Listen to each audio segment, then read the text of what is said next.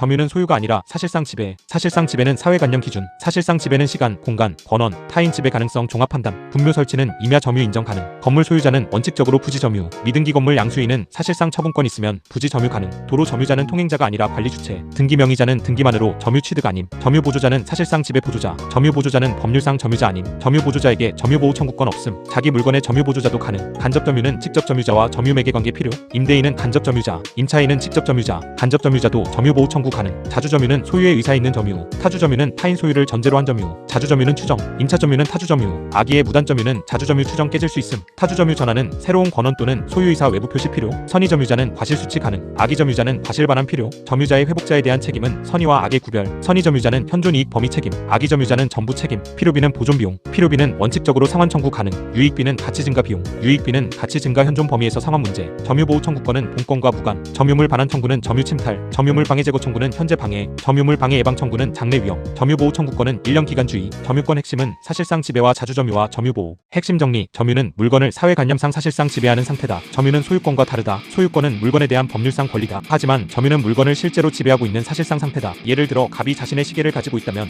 갑은 소유자이면서 점유자다. 그런데 을이 갑의 시계를 빌려서 가지고 있다면 을은 소유자는 아니지만 점유자다. 민법은 물건을 사실상 지배하는 자에게 점유권을 인정한다. 이때 사실상 지배는 꼭 손에 들고 있어야만 인정되는 것은 아니다. 사회관념상 그 사람이 물건을 지배하고 있다고 볼 수 있으면 점유가 인정된다. 정리하면 점유는 권리 자체가 아니라 물건에 대한 사실상 지배 상태다. 암기 포인트. 점유는 소유가 아니라 사실상 지배다. 핵심 정리. 사실상 지배는 물리적 지배만이 아니라 시간적 관계, 공간적 관계, 본권 관계, 타인 지배 가능성을 종합해서 판단한다. 점유가 인정되려면 물건을 사실상 지배해야 한다. 그런데 사실상 지배는 단순히 물건을 손에 쥐고 있는지만 보는 것이 아니다. 예를 들어 갑이 자기 집안에 가구를 두고 외출했다고 해보자. 갑은 지금 가구를 손으로 잡고 있지 않다. 하지만 사회관념상 갑은 여전히 그 가구를 지배하고 있다. 반대로 어떤 사람이 남의 임야에 잠깐 들어가 나무를 베었다고 해서 그 임야 전체를 점유한다고 보기는 어렵다. 결국 점유는 물건과 사람 사이의 시간적 관계, 공간적 관계, 권리 관계, 다른 사람이 지배할 가능성을 모두 고려해서 판단한다. 정리하면 점유의 사실상 지배는 사회관념에 따라 종합적으로 판단한다. 암기 포인트. 사실상 지배는 물리적 지배만이 아니라 사회관념상 지배다. 핵심 정리. 타인 임야에 분묘를 설치하고 관리했다는 사정만으로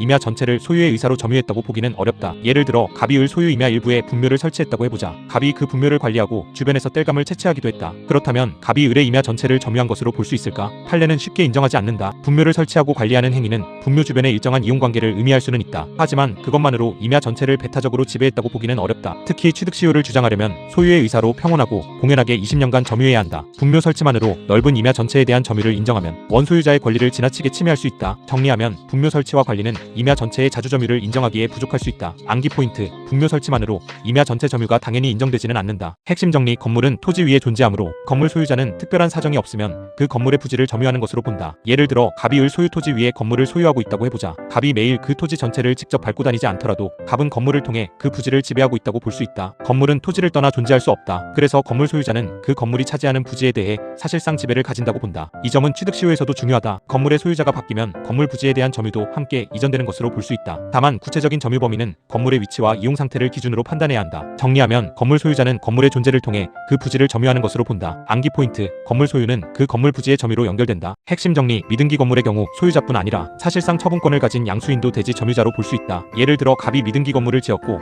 그 건물을 을에게 양도했다고 해보자. 아직 등기가 없기 때문에 형식적인 소유권 이전이 명확하지 않을 수 있다. 그런데 을이 실제로 건물을 넘겨받아 사용하고 있다면 을은 건물에 대한 사실상 처분권자라고 볼 수 있다. 이 경우 대지 소유자는 갑과 을 중 누구에게 부당이득 반환을 청구할 수 있을까? 판례는 미등기 건물의 소유자와 사실상 처분권자 모두에게 대지 점유를 인정할 수 있다고 본다. 그래서 양자는 부진정 연대 채무 관계로 책임을 질 수 있다. 정리하면 미등기 건물에서는 형식 소유자뿐 아니라 사실상 처분권자도 대지 점유자가 될 수 있다. 암기 포인트. 미등기 건물은 소유자와 사실상 처분권자 모두 점유 책임이 문제될 수 있다. 핵심 정리. 도로법상 도로는 원칙적으로 관리청이 점유하는 것으로 본다. 예를 들어 어떤 토지가 도로로 사용되고 있다고 해보자. 이때 누가 그 토지를 점유하고 있는지가 문제된다. 일반 사람이 오가고 있다는 이유만으로 통행하는 사람들이 점유자라고 보기는 어렵다. 도로법상 도로라면 관리청이 도로를 관리하고 지배한다. 그래서 판례는 도로법상 도로의 점유자를 관리청으로 본다. 다만 단순히 지목이 도로로 바뀌었다는 사정만으로 곧바로 관리청의 점유가 시작되는 것은 아니다. 도로구역 결정이나 실제 관리 상태를 함께 보아야 한다. 정리하면 도로는 실제 통행자가 아니라 관리 권한을 가진 관리청의 점유가 문제된다. 암기 포인트. 도로의 점유자는 통행자가 아니라 관리청을 먼저 본다. 핵심 정리. 대지의 소유자로 이전 등기를 받은 사람은 보통 등기할 때 대지의 인도도 받아 점유를 취득한 것으로 볼 수 있다. 예를 들어 갑이 을에게 토지를 팔고 을 앞으로 소유권 이전 등기를 맞춰주었다고 해보자. 이 경우 을이 언제 점유를 취득했다고 볼 수 있을까? 보통 부동산 매매에서는 소유권 이전 등기와 함께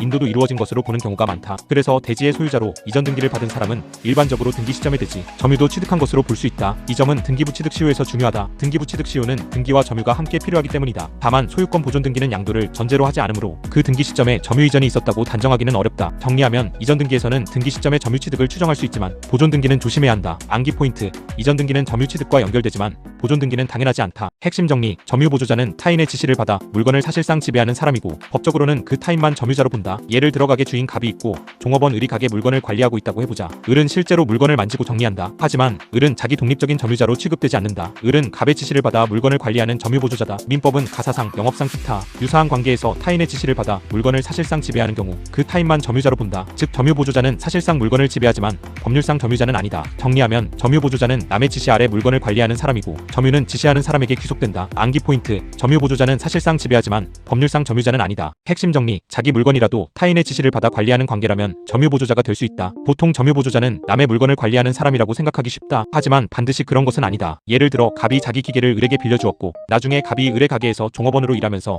그 기계를 관리한다고 해보자. 그 기계의 소유자는 갑일 수 있다. 하지만 실제 점유관계에서는 갑이 을의 지시를 받아 물건을 관리한다면 갑은 점유 보조자가 될 수 있다. 중요한 것은 소유자가 누구인지가 아니다. 타인의 지시를 받는 명령복종 관계가 있는지가 중요하다. 정리하면 자기 물건이라도 타인의 지시 아래 관리하면 점유 보조자 관계가 성립할 수 있다. 암기 포인트. 점유 보조자는 소유자 기준이 아니라 지시복종 관계 기준으로 본다. 핵심 정리. 간접 점유는 임대차나 임치 같은 점유 매개 관계를 통해 다른 사람에게 직접 점유하게 하면서 인정되는 점유다. 예를 들어 갑이 자기 집을 을에게 임대했다고 해보자. 을은 실제로 그 집에 살고 있다. 을은 직접 점유자다. 하지만 갑도 아무 점유가 없는 것은 아니다. 갑은 임대차 관계를 통해 을에게 점유하게 하고 있으므로 간접 점유자다. 간접 점유가 성립하려면 직접 점유자가 있어야 하고 그 직접 점유를 연결해주는 점유 매개 관계가 있어야 한다. 이 점유 매개 관계는 임대차, 사용대차, 임치 같은 관계일 수 있다. 정리하면 간접 점유는 타인의 직접 점유를 매개로 인정되는 점유다. 암기 포인트. 간접 점유는 직접 점유자와 점유 매개 관계가 있어야 성립한다. 핵심 정리. 직접 점유자가 침탈이나 방해를 당하면 간접 점유자도 점유보호 청구권을 행사할 수 있다. 예를 들어 갑이 자기 물건을 을에게 임대했고 을이 그 물건을 직접 점유하고 있다고 해보자. 그런데 병이 그 물건을 빼앗아갔다. 이 경우 을은 직접 점유자로서 점유물 반환 청구를 할 수 있다. 그렇다면 갑은 어떨까? 갑도 간접 점유자이므로 점유보호 청구권을 행사할 수 있다. 다만 간접 점유자는 자력구제권까지 행사할 수 있는 것은 아니다. 또 직접 점유자가 간접 점유자의 반환 청구를 거부하는 경우에는 점유보호 청구권이 아니라 점유매개 관계나 본권에 따른 청구를 검토해야 한다. 정리하면 간접 점유자는 제3자의 침탈이나 방해에 대해 점유보호 청구권을 행사할 수 있지만 직접 점유자와의 내부 분쟁은 별도로 본다. 암기 포인트. 간접 점유자는 점유보호 청구권은 가능하지만 자력구제권은 제한된다. 핵심 정리. 자주점유는 소유의 의사로 하는 점유이고 타주점유는 타인의 소유를 전제로 하는 점유다. 예를 들어 갑이 토지를 사서 자기 것이라고 생각하고 점유하고 있다면 자주점유가 문제된다. 반대로 을이 갑에게 토지를 임차해서 사용하고 있다면 을은 타주점유자다. 임차인은 토지를 자기 소유라고 점유하는 것이 아니라 갑의 소유를 전제로 점유한다. 자주점유는 취득시효에서 중요하다. 부동산 점유 취득시효가 성립하려면 소유의 의사로 점유해야 하기 때문이다. 점유자는 원칙적으로 소유의 의사로 점유하는 것으로 추정된다. 하지만 임대차나 사용대차처럼 권한의 성질상 타인의 소유를 전제로 하는 경우에는 타주점유가 된다. 정리하면 자주점유와 타주점유는 소유의 의사가 있는지로 구별한다. 암기 포인트. 자주점유는 내 것처럼 점유하는 것이고 타주점유는 남의 것임을 전제로 점유하는 것이다. 핵심 정리. 점유자는 원칙적으로 소유의 의사로 점유하는 것으로 추정되지만 권한의 성질상 타주점유이면 추정이 깨질 수 있다. 민법은 점유자가 소유의 의사로 점유하는 것으로 추정한다. 예를 들어 갑이 어떤 토지를 오랫동안 점유하고 있다면 일단 갑은 자주점유자로 추정된다. 따라서 상대방이 갑의 점유가 타주점유라고 주장하려면 그 점을 입증해야 한다. 하지만 자주점유 추정이 항상 유지되는 것은 아니다. 임차인처럼 남의 소유를 전제로 점유하는 사람은 권한의 성질상 타주점유자다. 또 아기의 무단점유처럼 처음부터 남의 토지임을 알면서 아무 권리 없이 점유한 경우에는 자주점유 추정이 깨질 수 있다. 정리하면 자주점유는 추정되지만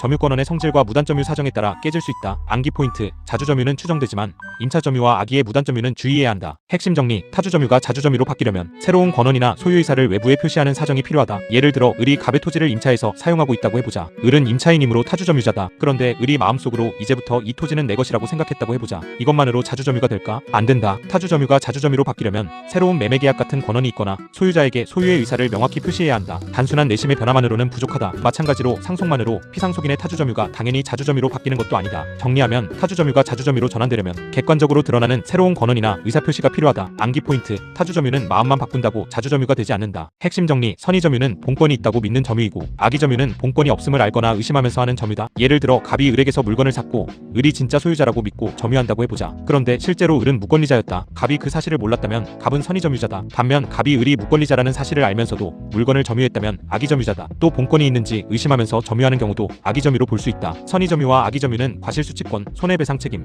비용 상환 등에서 차이가 난다. 민법은 점유자가 선의로 점유하는 것으로 추정하지만 본권에 관한 소에서 패소하면 일정 시점부터 악의 점유자로 본다. 정리하면 선의 점유와 악의 점유는 본권이 있다고 믿었는지 여부로 구별한다. 암기 포인트: 선의 점유는 권리가 있다고 믿는 점유이고 악의 점유는 권리 없음을 알거나 의심하는 점유다. 핵심 정리: 선의의 점유자는 점유물에서 생기는 과실을 취득할 수 있다. 예를 들어 갑이 을 소유의 과수원을 자기 소유라고 믿고 점유했다고 해보자. 갑이 그 과수원에서 과일을 수확했다. 나중에 을이 진짜 소유자라는 사실이 밝혀졌다면 갑은 수확한 과일을 전부 돌려줘야 할까? 민법은 선의의 점유자에게 과실수취권을 인정한다. 즉 갑이 선의 점유자라면 점유 중에 취득한 과실을 자기 것으로 할 수 있다. 반면 악의 점유자는 과실을 반환해야 하고 이미 소비했다면 그 가액을 배상해야 할 수 있다. 그래서 점유자가 선의인지 악의인지는 점유자와 회복자 관계에서 매우 중요하다. 정리하면 선의 점유자는 과실을 취득하고 악의 점유자는 과실 반환 책임을 부담할 수 있다. 암기 포인트: 선의 점유자는 과실을 취득하고 악의 점유자는 과실을 돌려주는 쪽으로 간다. 핵심 정리: 점유자가 회복자에게 어떤 책임을 지는지는 선의 점유인지 악의 점유인지에 따라 달라진다. 예를 들어 갑이 을의 물건을 자기 것이라고 믿고 점유하다가 나중에 을에게 반환하게 되었다고 해보자. 이때 갑이 물건을 훼손했다면 책임 범위가 문제된다. 선의 점유자는 원칙적으로 현존 이익 범위에서 책임을 진다. 반면 악의 점유자는 더 무거운 책임을 진다. 악의 점유자는 과실을 반환해야 하고 점유물의 멸실이나 훼손에 대해서도 손해배상 책임을 부담할 수 있다. 즉 점유자와 회복자의 관계에서는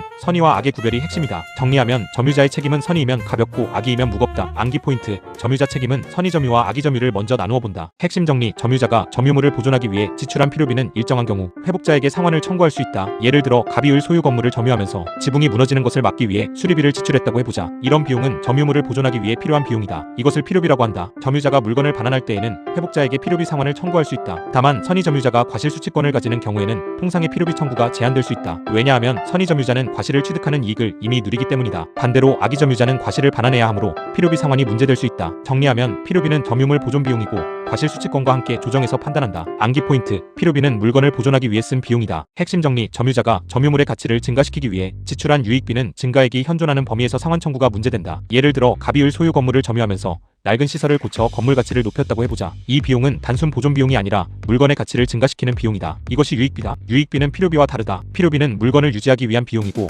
유익비는 물건의 가치를 높이는 비용이다. 유익비 상환은 지출한 비용 전액을 당연히 받는 구조가 아니다. 회복자가 선택하는 금액, 즉 지출액과 증가액 중 일정 범위에서 상환이 문제된다. 정리하면 유익비는 물건의 가치를 높인 비용이고 상환 범위는 현존 증가액과 지출액을 기준으로 조정된다. 암기 포인트: 유익비는 물건을 좋게 만든 비용이고 필요비는 물건을 보존한 비용이다. 핵심 정리: 점유보호 청구권은 본권과 관계없이 점유 자체를 보호하기 위한 청구권이다. 점유는 사실상 지배 상태다. 그런데 누군가 마음대로 점유를 침탈하거나 방해하면 사회 질서가 흔들린다. 그래서 민법은 점유 자체를 보호한다. 예를 들어 갑이 물건을 점유하고 있는데 을이 갑의 점유를 강제로 빼앗았다고 해보자. 설령 갑이 진짜 소유자가 아니더라도 을의 침탈 행위가 정당화되는 것은 아니다. 갑은 점유보호 청구권을 행사할 수 있다. 점유보호 청구권은 본권을 확정하는 제도가 아니라 일단 평온한 점유 상태를 보호하는 제도다. 정리하면 점유보호 청구권은 소유권이 누구에게 있는지와 별도로 점유 질서를 보호한다. 암기 포인트: 점유보호 청구권은 본권이 아니라 점유 자체를 보호한다. 핵심 정리: 점유물 반환 청구권은 점유를 침탈당한 사람이 침탈자에게 점유물의 반환을 구하는 권리다. 예를 들어 갑이 자전거를 점유하고 있었는데 을이 그 자전거를 빼앗아갔다고 해보자. 갑은 을에게 자전거를 돌려달라고 청구할 수 있다. 이것이 점유물 반환 청구권이다. 여기서 중요한 것은 갑이 소유자인지 여부가 아니다. 갑이 점유를 침탈당했는지가 핵심이다. 다만 침탈이 아니라 계약관계에 따른 반환 거부 문제라면 점유보호 청구권보다 계약상 청구나 본권의 기한 청구를 검토해야 한다. 정리하면 점유물 반환 청구권은 점유 침탈이 있을 때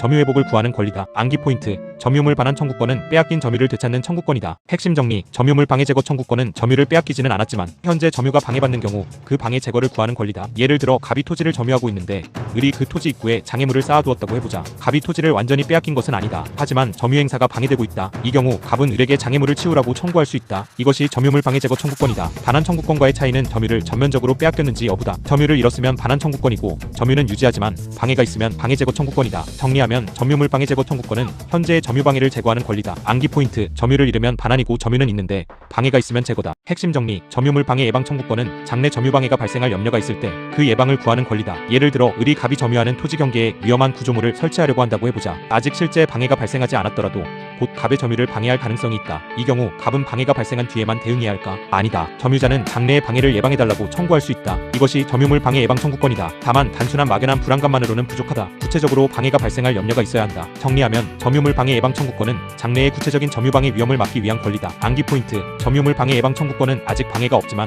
곧 생길 위험이 있을 때 행사한다. 핵심 정리. 점유보호 청구권은 오래 방치할 수 없고 침탈이나 방해가 있은 때부터 1년 안에 행사해야 한다. 점유보호 청구권은 점유 질서를 신속하게 회복하기 위한 제도다. 그래서 권리 행사 기간이 짧다. 예를 들어 갑이 점유를 침탈당했는데 5년 동안 아무 조치를 하지 않았다고 해보자. 이 경우 갑이 뒤늦게 점유보호 청구권을 행사하는 것은 어렵다. 민법은 점유보호 청구권에 1년의 기간 제한을 둔다. 점유물 반환 청구권, 점유물 방해 제거 청구권, 점유물 방해 예방 청구권 모두 기간을 주의해야 한다. 다만 소유권에 기한 물권적 청구권과는 다르다. 소유권에 기한 청구는 소멸시효에 걸리지 않는 경우가 있지만 점유보호 청구권은 점유 자체를 보호하는 권리라서 1년 제한을 받는다. 정리하면 점유보호 청구권은 신속한 점유 질서 회복을 위한 권리이므로 1년 안에 행사해야 한다. 암기 포인트. 점유보호 청구권은 소유권 청구와 다르게 1년 제한이 핵심이다.